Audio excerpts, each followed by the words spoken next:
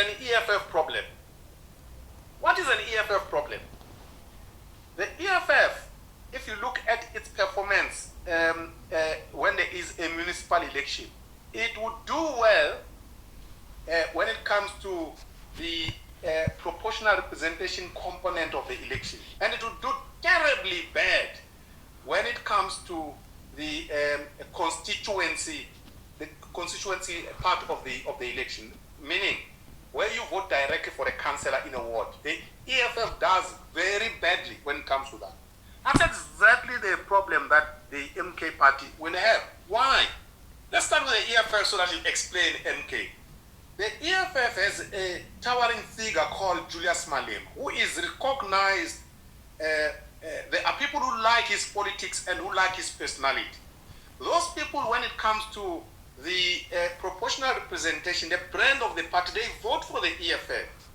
But then they look at where they live in a ward and say, who do I vote for where I live? And they compare a councillor of the ANC, a councillor of the DA, and they look at a hooligan of the EFF, and they say there is no way I can be hooligan running my ward. That is the problem.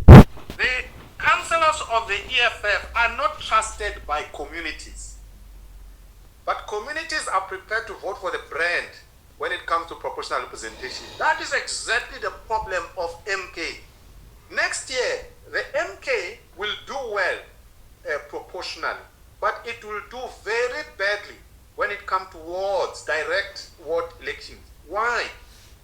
The MK will not have leaders in communities who can be trusted that they can run those wards. That is my reading of the party. But let me now elevate it to the national level. The MK, if you want to see that it's not a sustainable party, and I've said this before, think of it this way. Say Jacob Zuma is run over by a bus tomorrow. Is no more, we bury him. What do you think would remain there? Let me tell you what would remain. There would be a massive fight for the top position. A massive fight. All of the people who have flocked into MK are banking that when Zuma leaves, they will take over as the leader of the party. That is what the MK is about. That's number one. Number two, the MK is a collection of scoundrels, discredited people, state capture forces. Just look at the prominent names there. You will see most of those people are the ones who play the active part in state capture. And they have lost out in the ANC, and then they decided, let's go to MK, because MK is going to give them two things. Number one, potential political power. They hope and dream that one day it will be a government. Number two, immediately, it's going to address their income crisis, because these people are now unemployed. They need salaries. So what happens? MK sends them to parliament. So your tax, Alec, and my tax, we actually feed these chaps. Yeah, that's what the MK is about. Ideologically, if I were to ask anybody who has listened to everyone at MK, what does the MK stand for? I can tell you, you would struggle to find what the MK stand for. Its Secretary General, Floyd Shivambu, come from the EFF, we know him. He calls himself a Marxist-Leninist. Right? Now, he is the Secretary General of MK. Is MK a Marxist-Leninist party? Certainly not. That's not what Zuma is telling us.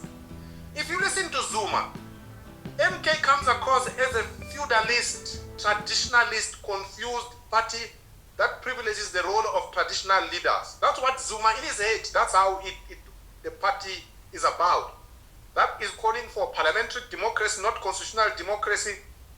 What parliament says, essentially what Zuma says is final. That's what he wants. So it is a bunch of confused characters, but don't underestimate them.